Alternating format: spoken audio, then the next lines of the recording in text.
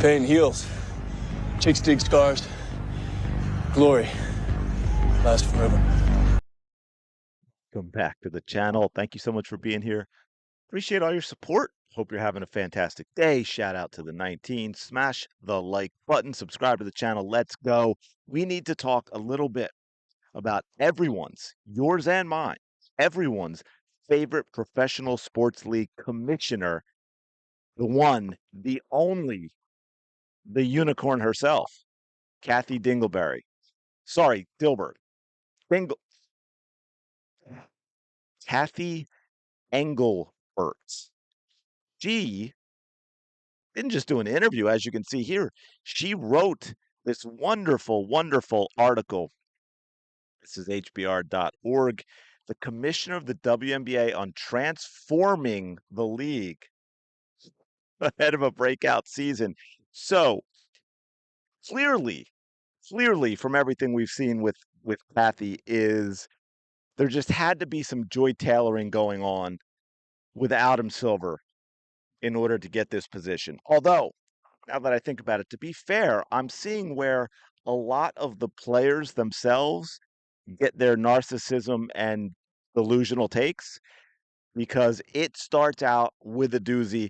I didn't even read this whole thing because I wanted to have a little bit of a initial reaction with all of you because I did look through some of this and said, yeah, this is too good. Because as we can see right here, now Cathy wrote this. This is the commissioner of the WNBA, and boom, right off the top, we go with one, the absurd narrative that we heard all of last year that has grown tiresome, and a flat out lie on easily checked facts.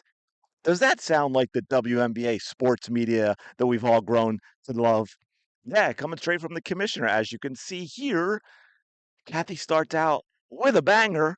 By nearly every metric, 2024 was a standout year for the Women's National Basketball Association. I wonder why that is. As transcendent rookies Caitlin Clark, Angel Reese, and Cameron Brink entered the league. So there you go. We got the Caitlin Clark. She kind of went with a hybrid. She kind of went in between the Caitlin Clark and Angel Reese and the Caitlin Clark and the rookie class and just sort of narrowed it down to and Angel Reese and Cameron Brink. Okay, not Caitlin. Hey, at least she put Caitlin first, right? I mean, I guess we gotta go with small victories.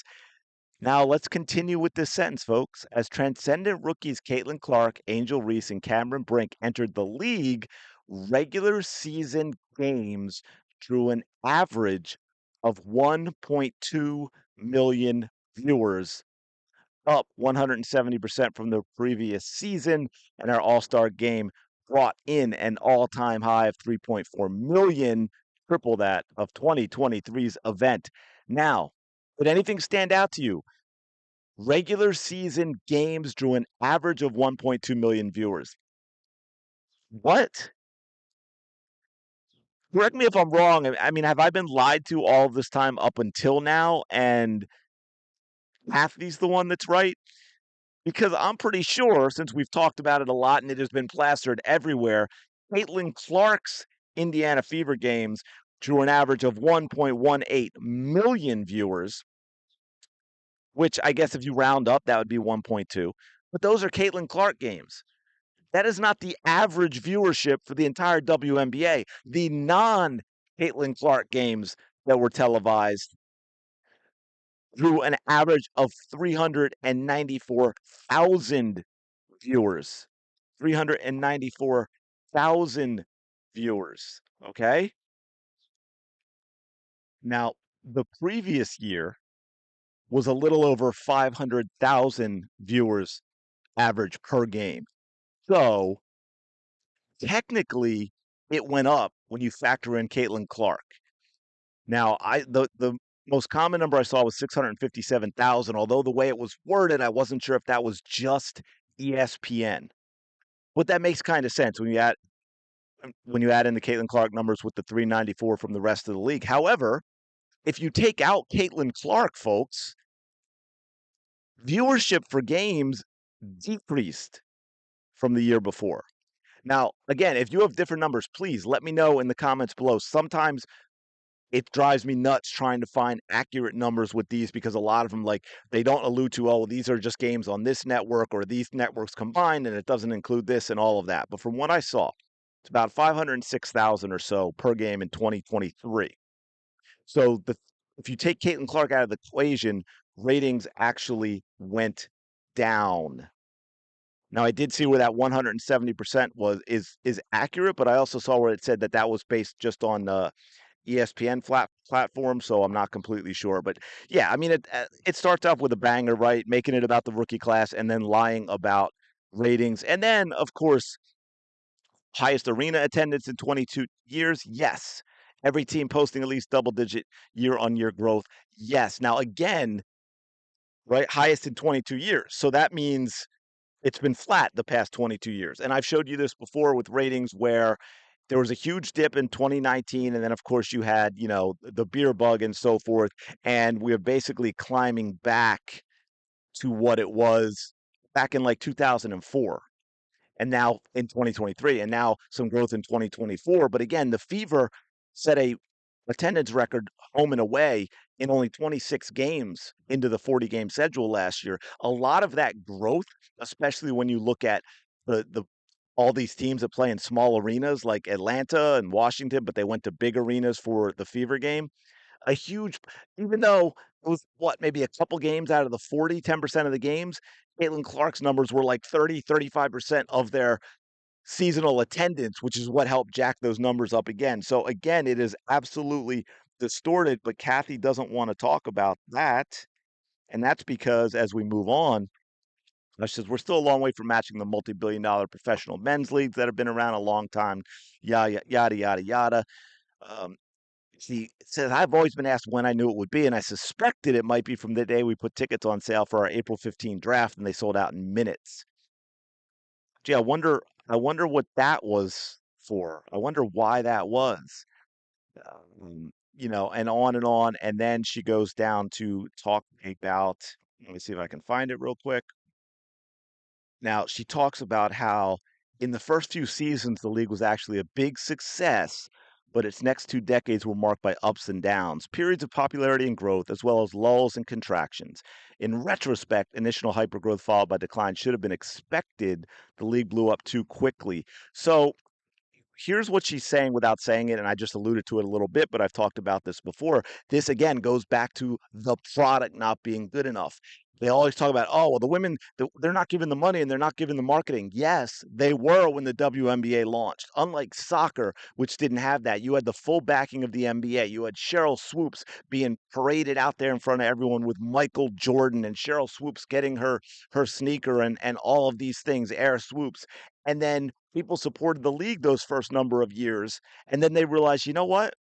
Eh, this isn't really all that good. I'm not enjoying watching this. I have limited entertainment time and limited entertainment dollars, and I'm going to go spend it somewhere else. And so it was around 2003, 2004 where things started to decline and decline for a long time because, again, 2008 had one TV game that did over 1 million viewers, and that was Candace Parker's rookie debut. And we never saw another million viewer, sorry, game on TV until Caitlin Clark 16 years later, where she actually averaged over that number. But again, take Caitlin Clark out, and the league did not grow.